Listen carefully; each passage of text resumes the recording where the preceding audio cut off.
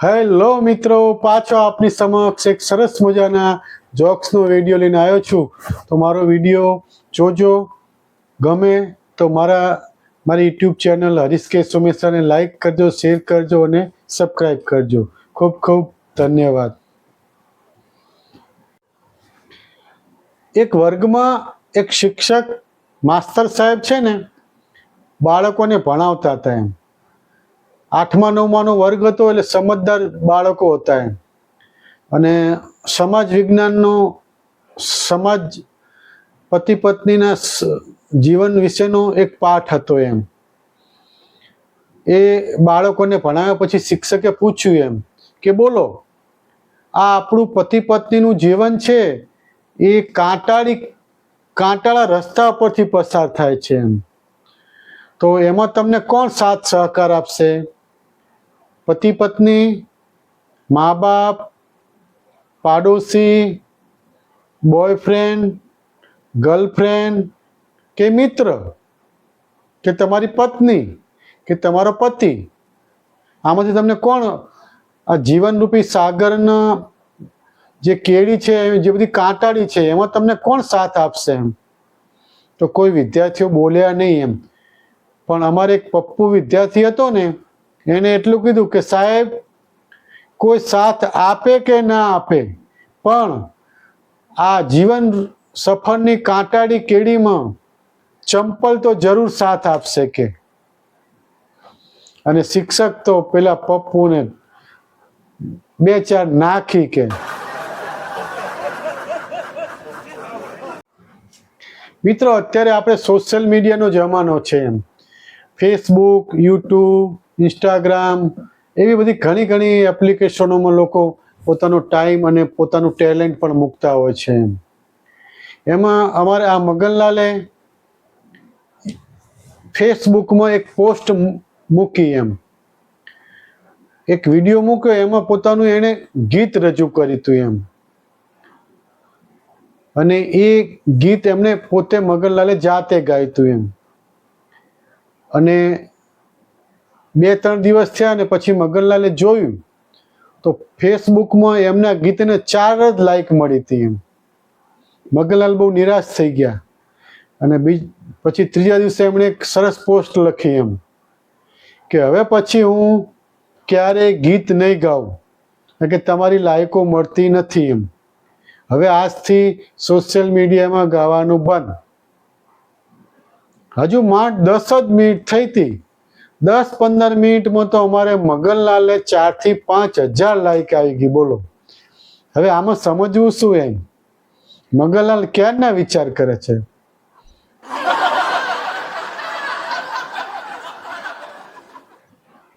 મગનલાલ એક દિવસ મને કહે, હરીશભાઈ, મારે તમને એક પ્રશ્ન ઘણા વખતથી થાય છે, તમને પૂછવો છે એમ. બોલો ને મગનલાલ. કે સાહેબ, પહેલા તો તમારે ત્યાં બહુ મહેમાનો આવતા હતા એમ. કે જ્યારે હું જોઉં ત્યારે તમારા ઘરમાં તો મહેમાનો જ બધા બેઠા હોય, આવતા જતા, ચા પાણી નાસ્તા પાણી કરતા હોય એમ. અને હું છેલ્લા 6 મહિનાથી જોઉં છું તો તમારે ત્યાં મહેમાન બિલકુલ બંધ થઈ ગયા. મહેમાન હું જોતો પણ નથી એમ. તો એનું રહસ્ય મને ના સમજાણું કેમ.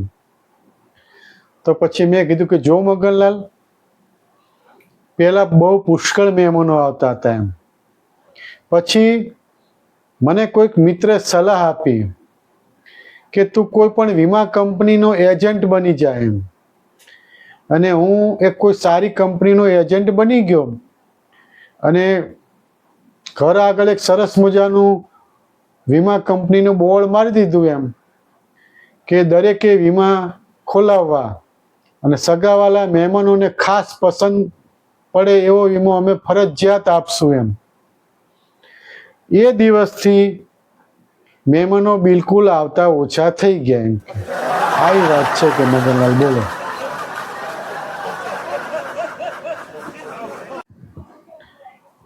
મિત્રો, એક પતિ અને પત્ની પોતાનું જીવન શાંતિથી પસાર કરતા હતા.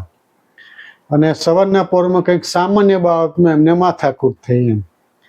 તો પેલી પત્ની એમ કહ્યું કે તમે વિચારો, હું ખરેખર ગાંડી હતી કે બોલો, હું ખરેખર ગાંડી હતી કે આટલા વર્ષો તમારી સાથે હું રહી કે નકર તમારી જોડે આટલા વર્ષો કોણ રહે?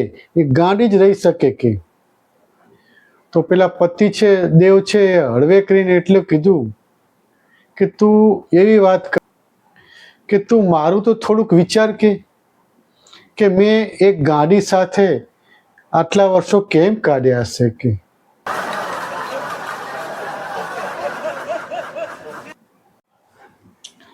મિત્રો, આ યુગ છે અત્યારે મોબાઈલનો યુગ છે અને મોબાઈલ વગર આપણે ચાલતું નથી. એક ગામડાના બેન છે ને કે એમની ભેંસ માટે ચાર લેવા ગયા અને એમના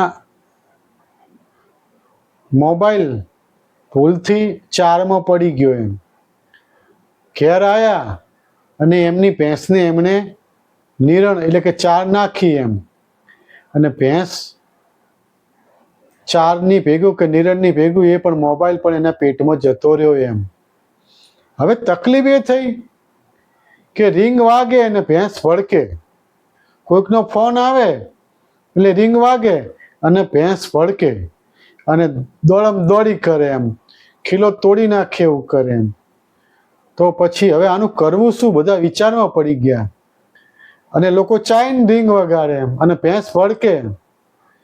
પછી મારા જેવા એક સલાહકારે સલાહ આપી કે એક કામ કરો, આ ભેંસને છે ને 2-4 ખેતર જ્યાં નેટવર્ક ના આવતું હોય ને ત્યાં લઈ જાઓ પછી રિંગ વાગશે નહીં અને રાત્રે અથવા કાલે બપોરે ચાળા વાટે મોબાઈલ નીકળી જશે. સવારના પોરમાં અમારે મંગલલાલના મિસિસે મંગલલાલને કહ્યું કે જાઓ આજે શાકભાજી લઈ આવો કે. મંગલલાલ કે લાવો લઈ આવું ત્યારે શાકભાજી. પણ એમના પત્ની કે જો શાકભાજી લાવો ને પણ જરા જોઈને લાવો કે તમે છે ને બરાબર શાકભાજી નથી લાવતા, આમ થોડા ડાફેડિયા ઓછા મારી જોઈને લાવો કે શાકભાજી વાળી કે તમને છેતરી જાય છે તો મંગલલાલ હળવે કરીને કે લે અમે તમને જોવા નતા આવ્યા કે 3 વખત કે તોય કે ના છેતરાઈ ગયા? અમે તારીથી ઓડી ગાડી અને નીકળ્યું ડમ્ફર્યું કે બોલો તો છેતરાઈ જવાય કે.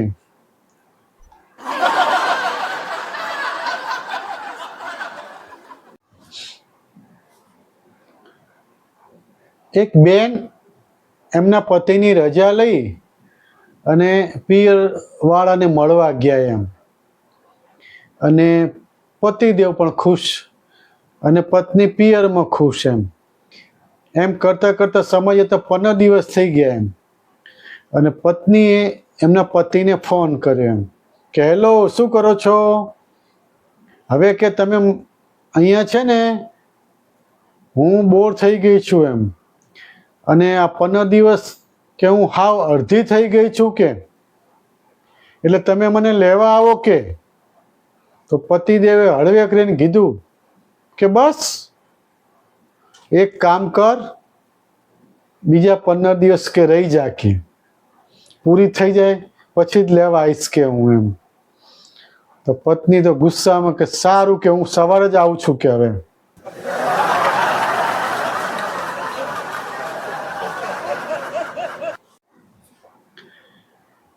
એક બેન છે ને એમના પતિને કે જુઓ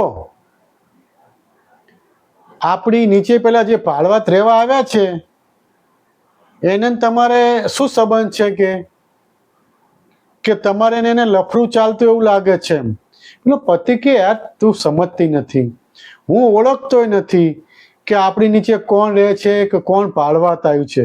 પત્ની કે ના ચોક્કસ તમારે એની સાથે લફડું જ છે કે હું અત્યારે આવીને તો એ 2 પતિ પત્નીને ઝઘડો ચાલતો હતો અને પત્ની એવું કહેતી હતી એના પતિને કે તમે મારું કશું નહીં બગાડી શકો, હું તો રોજ ઝઘડીશ અને ફરવા જઈશ કારણ કે ઉપરવાળો મારી સાથે છે અને હું સાચી છું કે ખોટી એ તો ઉપરવાળાને ખબર છે બધી. એટલે બોલો સાચું કહો, તમે એની સાથે લફડામાં છો કે નહીં? નહીતર એવું કેમ કે ઉપરવાળો મારી સાથે છે, કે ઉપરવાળા તમે જ છો, કે સાચું કહો. કે પેલો પતિ કે યાર તને મારે શું કહેવું, એ એવું કહે છે કે ઉપરવાળો એટલે ભગવાન, એમ હું નહીં. કે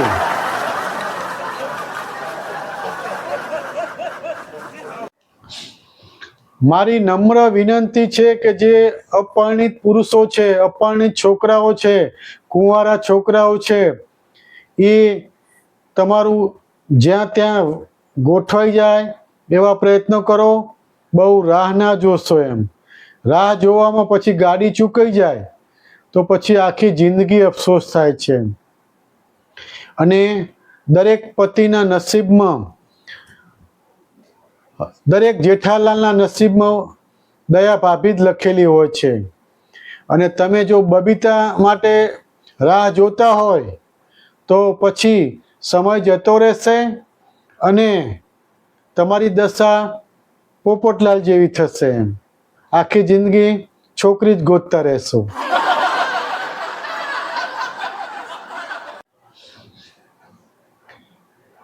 મિત્રો, એક પતિ પત્ની છે, અચાનક બેઠા હતા અને પત્નીના મોબાઈલમાં ફોન આવે એમ, અને જેવો પત્નીએ તો ફોન પૂરો કર્યો. મિત્રો, આપણે અત્યારે 108ની સેવા બહુ સરકાર દ્વારા જે મૂકી છે બહુ સારી છે. એમ કોઈ પણ લોકોને તકલીફ હોય ફોન કરો એટલે 108 આવી જાય છે. પણ એક વખત એવું બન્યું કે 108 છે એ મૂતરડી પાસે આવીને ઊભી રહી. એમ ત્યાં તો બધા ભેગા થઈ ગયા કે શું થયું, શું થયું, શું થયું એમ. અને એક છોકરો જોર જોરથી બૂમો પાડવા માંડ્યો કે શું થયું, શું થયું, કેમ એ 108 આવી છે. તો એક કાકા કે ભાઈ રાડું ના પાડીશ, 108નો ડ્રાઈવર છે એ આપણી જેમ માણસ જ છે, એને બાથરૂમ તો લાગે જ ને. એમ એટલે 108નો ડ્રાઈવર બાથરૂમ મૂતડીમાં ગયો છે. કોઈએ કંઈ પૂછવાની જરૂર નથી, બધા ઘર ભેગા થઈ જાઓ કે બધી બાબતમાં શું થયું, શું થયું નહીં. અને સૌ વિખરાઈ ગયા. વેલણ લઈ એના પતિને મારવા જ લાગ્યા. એમ તો પેલો પતિ કે પણ શું થયું, કે એવો કયો ફોન આવ્યો કે તું મને મારવા લાગી છે. કે પત્ની તો ગુસ્સામાં લાલ ચોળન, તમે જુઓ તો એમ બહુ ગુસ્સો અને વેલણો મારે. એમ પેલો પતિ પણ કે મને વાત તો કર, તું મારી પર ગુસ્સો કેમ ન કરે છે, ને કેમ આટલું બધું મને મારે છે. કે તો પત્ની કે જો આ પેલી આપણી પડોસણ છે ને, કે પેલા શાંતિભાઈને લઈને ભાગી ગઈ. કે પણ પતિ કે એ ભાગી ગઈ વાત સાચી, પણ એમાં મારો શું વાંક છે. કે જો તમારો કશો વાંક નથી, પણ ખોફ અને ડર કાયમ રહેવા જોઈએ. એમ કે કાલ તમે કોની સાથે કે ના ભાગી જાઓ. કે એટલે આટલો મેથી પાક તો જરૂરી છે જ. કે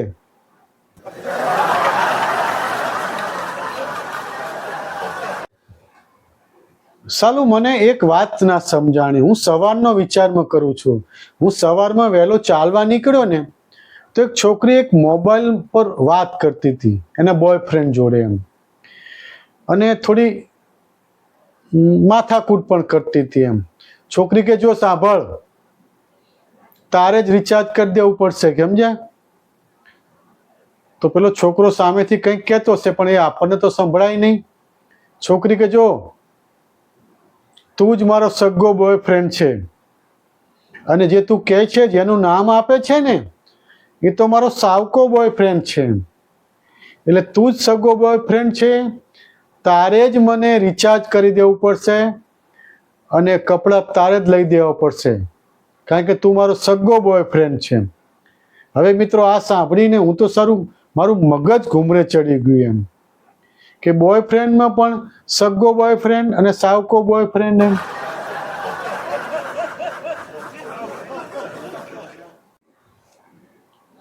અમદાવાદના રસ્તા પર એક કાર ટ્રાફિક પોલીસના જવાનોએ રોકી. એમ અને એક પોલીસવાળા સાહેબે કીધું કે ભાઈ આ કાર પેટ્રોલ ઉપર છે? તો ગાડીવાળો કે ના. તો કે ડીઝલ ઉપર ચાલે છે? તો ગાડીવાળો કે ના. તો સીએનજી ઉપર ચાલે છે? તો ગાડીવાળો કે ના. અને પોલીસવાળો ગુસ્સામાં આવીને કે તો પણ આ ગાડી શાના ઉપર ચાલે છે? કે અમારે લખવું તો ખરું ને એમ. તો ગાડીવાળો ધીમે રહીને કહે છે કે સાહેબ આ ગાડી તો ફક્ત હપ્તા ઉપર જ ચાલે છે કે.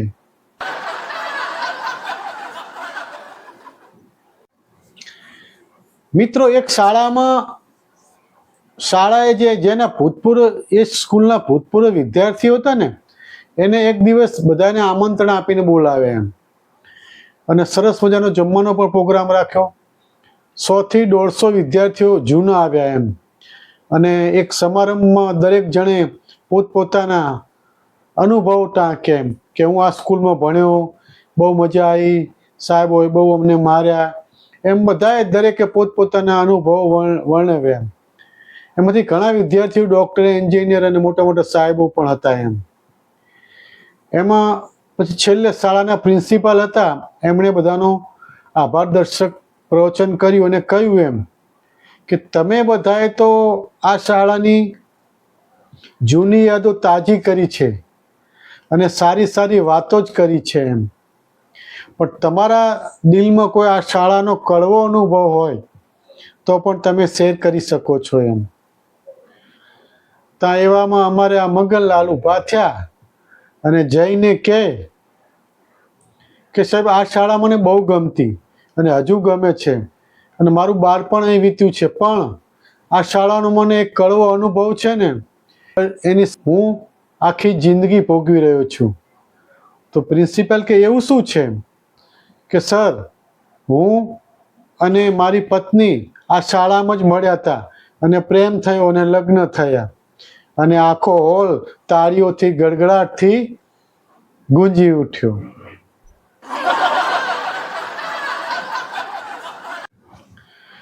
મિત્રો, આપણે આપણા સામાજિક વ્યવહારોમાં આપણા જમાઈઓનું બહુ માન સન્માન રાખતા હોય છે. દીકરી કરતાં પણ આપણે જમાઈને ખૂબ માનપાન આપતા હોઈએ છીએ. એનું જો જ્યારે જમાઈ આવ્યા હોય સાસરીમાં, ત્યારે તો ખાટલેથી પાટલે ને પાટલેથી ખાટલે એમની આગતા સાગતા બહુ સરસ મજામાં આપણે કરતા હોઈએ છીએ. પણ અને પાછા મર્યાદામાં પણ એમ.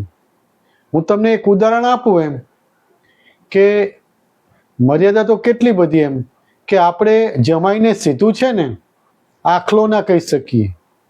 આખલો કહીએ તો એમને ખોટું લાગે એમ. તો પછી આપણા બુદ્ધિશાળી લોકોએ શું ઉપાય સૂઝ્યો? આપણે છે ને આપણી દીકરીને ફક્ત ગાય કહીએ છીએ, જમાઈને કંઈ કહેતા નથી. દીકરીને ગાય કહીએ એટલે બધું આવી જાય એમાં. આપણે આટલી બધી જમાઈઓની મર્યાદા રાખીએ છીએ, બોલો. જમાઈને કશું ના કહેવાય એમ, એમના માનદાન બહુ ઊંચા હોય, ખાલી દીકરીને ગાય કે એમ. મિત્રો, આપણે જે મુર્ઘા હોય છે, મુર્ઘાની એક આખી સમાજ મળી એમ, અને એના આગેવાનો બધા કે ચલો ભાઈ આપણે સમાજમાં થોડા સુધારા લાવીએ એમ.